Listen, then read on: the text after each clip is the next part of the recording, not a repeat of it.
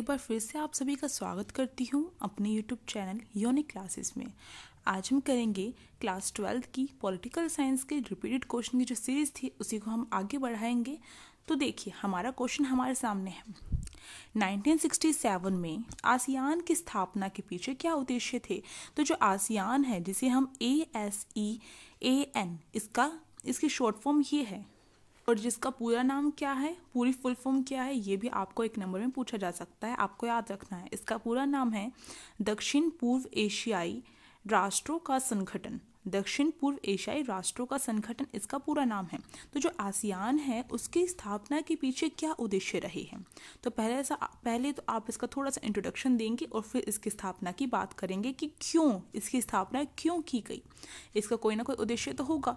तो कोई भी संगठन है उसकी स्थापना क्यों हुई है, उसका उद्देश्य आपसे पूछा जाता है, प्रश्न ये बनता है। तो देखिए, 1967 में दक्षिण पूर्व एशिया के 5 देशों ने बैंकॉक की घोषणा पर हस्ताक्षर करके आसियान की स्थापना की थी।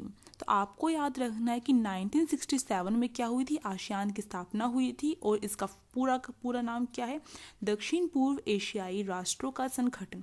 इसमें सबसे पहले 5 देश शामिल हुए थे। गुटनिरपेक्ष आंदोलन में भी 5 देश उसके संस्थापक थे। इसी प्रकार से इसमें भी 5 देशों ने भाग लिया था।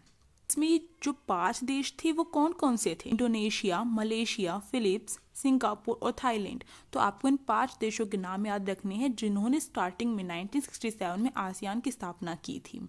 और इसके बाद क्या हुआ, बाद के जो कई वर्षों के बाद जो ब्रुनेई के दारुसलामा, वियतनाम, लाओस, म्यांमार और कंबोडिया, इन 5 देशों ने भी, ये 5 देश भी क्या हो गए, इसमें बाद में शामिल हो गए। तो इन 5 देशों का भी आपको नाम याद रखना है। Brunei, Darussalam, Vietnam, Laos, Myanmar और कंबोडिया। तो स्टार्टिंग में कौन से देश थे और बाद में आसियान में कौन से देश शामिल हुए हैं, आपको दोनों बातें याद रखनी है। दोनों जो पहले भी 5 देश शामिल हुए थे और बाद में भी 5 देश शामिल हुए हैं। तो आपको इन दोनों, इसका मतलब टोटल आपको 10 नाम याद रखने हैं देशों के। स्टार्टिंग में कौन से 5 देश थे और बाद में कौन से थे, उनके अलग से याद रखने हैं, आपको ये बात याद रखनी है। तो अब देखिए, इसका ये इंट्रोडक्शन हो गया, साथ साथ में आपका कई क्वेश्चन आपके यहाँ पर तैयार हो गए हैं। जैसे कि आसियान की स्थापना कब हुई है? 1967 में हुई है। आसियान का पूरा नाम क्या है? दक्षिण पूर्व एशियाई राष्ट्रों का संगठन। और इसमें स्टार्टिंग में कितने देश शामिल हुए थे? 5 देश शामिल हुए थे। बाद में कितने हुए थे? बाद में 5 हुए थे। स्टार्टिंग वाले देशों के नाम कौन से हैं, तो आप बता सकते हैं, और बाद वाले देश जो शामिल हुए थे उनके नाम क्या थे, आप बता सकते हैं। अब चलिए इसके उद्देश्य की बात करते हैं। तो देखिए, इसका पहला उद्देश्य है यहाँ पर आर्थिक विकास को तेज करना, और वो कहाँ पर करना? दक्षिण पूर्व एशियाई देशों में। तो आपका ये पॉइंट बन सकता है, आर्थिक विकास को तेज करना, क्योंकि ये किसका संगठन था? दक्षिण पूर्व एशिया में जितने भी देश थे उनका ये संगठन था। तो इसीलिए तो वो दक्षिण पूर्व एशिया के जितने भी देश हैं उनके लिए क्या करेगा, ऐसी स्थिति मौजूद करेगा जिससे कि जो आर्थिक विकास है उसे तेज किया जा सके। और बहुत हद तक ये इसमें कामयाब भी हुआ है। आर्थिक विकास किस प्रकार से हासिल कर सकता है, तेज कर सकता है, इसलिए उन्होंने क्या फैसला लिया कि जो आसियान में जितने भी देश हैं वो क्या करेंगे, अपना साझा बाजार और साझा उत्पादन आधार तैयार करेंगे। यानी कि साझा मतलब इकट्ठा होकर क्या करेंगे, जो बाजार है उन सबका एक होगा। जितने भी आसियान के सदस्य हैं उन सबका बाजार एक होगा। उत्पादन जो है वो भी उसमें भी मिलकर काम करेंगे, जिससे कि जो उनकी मार्केट है उसमें भी अच्छे तरीके से जो प्रोडक्ट है वो बिक सकेगा। तो इस प्रकार से जो आर्थिक रूप से वो मजबूत होंगे। इसके साथ साथ उन्होंने फैसला किया, उनका ये अगला उद्देश्य था कि आर्थिक विकास जब हासिल हो जाएगा तो उसके माध्यम से उसके द्वारा क्या किया जाएगा, सामाजिक और सांस्कृतिक विकास को भी हासिल किया जाएगा। सामाजिक सांस्कृतिक विकास अब किस प्रकार से हासिल होगा? उन्होंने तय किया कि सामाजिक और सांस्कृतिक विकास हासिल करने के लिए वो क्या करेंगे, आसियान में जितने भी देश शामिल थे उनके बीच में कोई भी बात ऐसी हो गई जिसके कारण टकराव हो सकता है, तो उस बात को क्या किया जाएगा, बातचीत के द्वारा हल किया जाएगा, ना कि युद्ध के द्वारा। बातचीत और सहयोग पर बल दिया गया, तो इसके द्वारा उनकी सामाजिक और सांस्कृतिक विकास भी हो सकेगा। आपको याद रखना है, आसियान के जो 3 स्तंभ है, पहला कौन सा था? आसियान सुरक्षा समुदाय, दूसरा आसियान आर्थिक समुदाय और तीसरा आसियान सांस्कृतिक समुदाय। यहाँ पर इन 2 समुदायों की बात हुई है इसके उद्देश्य में। पहला आर्थिक, जो दूसरा वाला आर्थिक समुदाय वो यहाँ पर आ गया है, और तीसरे वाला सामाजिक सांस्कृतिक समुदाय वो यहाँ पर आ गया है। तो 2 उद्देश्य तो यहीं से बन गए हैं आपके। अब अगला उद्देश्य देखिए, कानून के शासन और संयुक्त राष्ट्र के कायदों पर आधारित क्षेत्रीय शांति और स्थायित्व को बढ़ावा देना भी इसका उद्देश्य था। कानून का शासन यानी कि जो कानून है उसके आधार पर, और जो संयुक्त राष्ट्र संघ यानी कि जो यूएनओ है उसने जो कायदे कानून डिसाइड कर रखे हैं उन पर क्या होगा, उन पर आधारित शांति स्थापित की जाएगी, क्षेत्रीय शांति स्थापित होगी। क्षेत्रीय शांति मतलब आसियान के जितने भी देश हैं उनमें शांति स्थापित की जाएगी और स्थायित्व बढ़ाया जाएगा। इनके उद्देश्य के अंदर भी क्या था, आपस में शांति, क्षेत्रीय शांति को स्थापित करना, और जिसमें ये कामयाब भी हुए हैं। इसकी विशेषता भी यही है कि इसके द्वारा क्या हुआ है, आसियान में जितने भी देश शामिल हैं उनमें शांति स्थापित रही है। अगला देखिए, यूरोपीय संघ की कार्य प्रणाली से अलग आसियान ने अपना एक उद्देश्य बनाया और उस उद्देश्य में तय किया कि अनौपचारिक, टकराव रहित और सहयोगात्मक मेल मिलाप से विकास की ओर बढ़ना। अनौपचारिक रूप से टकराव रहित यानी कि टकराव ना हो, इसके लिए वो क्या करेंगे, बातचीत करेंगे। मैंने आपको बताया था इस वाले पॉइंट में।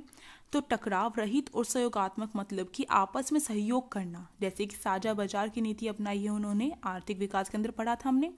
तो इस तरीके से वो क्या करेंगे, विकास की तरफ बढ़ेंगे, यानी कि आपस में ना ही वो लड़ाई करेंगे, बातचीत क्या करेंगे, टकराव रहित रहेगी, और क्या करेंगे, आपस में सहयोग करते हुए विकास की तरफ बढ़ना है, ये इनका उद्देश्य था।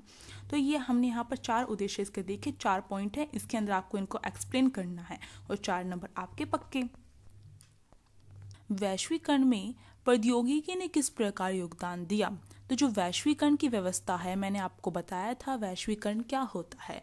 वैश्वीकरण होता है किसी भी वस्तु का, पूंजी का, विचारों का, विचार भी हो सकते हैं, संस्कृति का, या फिर लोगों का, या फिर इसके अलावा बहुत सारी चीज़ें हो सकती है जिनका एक देश से दूसरे देश में क्या होना, पलायन होना, यानी कि जाना। तो ये वैश्वीकरण है। अगर हम सिंपल सा कोई डेफिनेशन इसकी समझने के लिए लें, लिखने के लिए इसकी अलग होगी, आप ऐसे भी लिख सकते हैं। वैश्वीकरण है, उसमें प्रौद्योगिकी यानी कि जो टेक्नोलॉजी है उसका कितना योगदान रहा है, ये पूछ रखा है। तो अगर हम वर्तमान की बात करें, इस समय की बात करें, जिस समय में हम जी रहे हैं, उस समय जो वैश्वीकरण है उसमें जो प्रौद्योगिकी वही क्या सबसे ज़्यादा उसका योगदान हमें दिखाई देता है। पर वैश्वीकरण के लिए हम और भी जो कारण होते हैं उसके बहुत सारे कारण हैं, बहुत सारे कारण हैं जिनके कारण वैश्वीकरण आज भी अपनाया जा रहा है बहुत देशों के कारण, और उसमें जो योगदान है वो भी काफ़ी चीज़ों का है। पर अगर प्रौद्योगिकी की बात की जाए तो वर्तमान समय में जो प्रौद्योगिकी है उसका वैश्वीकरण की जो प्रक्रिया है उसमें बहुत ज़्यादा योगदान देखा जा सकता है। क्योंकि अब अगर हम देखें तो वर्तमान समय है उसमें क्या हो रहा है, जो टेक्नोलॉजी है उसे इतना ज़्यादा हम अपनाते जा रहे हैं। जैसे कि हम टेलीग्राफ देखें, टेलीफोन देखें, माइक्रोचिप देखें, हम इस समय अपने घर पर बैठे हुए क्या कर सकते हैं, किसी विश्व की किसी भी वस्तु को ऑर्डर कर सकते हैं हम।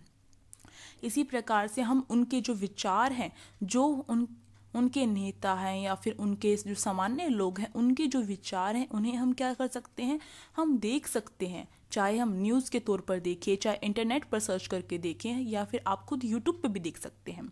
तो हम उनकी जो विचार है और वो किस तरीके का उनका कल्चर है, संस्कृति है, किस प्रकार की वहाँ की जो वस्तुएं हैं, हम हर चीज़ को क्या कर सकते हैं, प्राप्त कर सकते हैं। तो टेक्नोलॉजी ने क्या किया है, बहुत बड़ा योगदान दिया है वैश्वीकरण की प्रक्रिया में।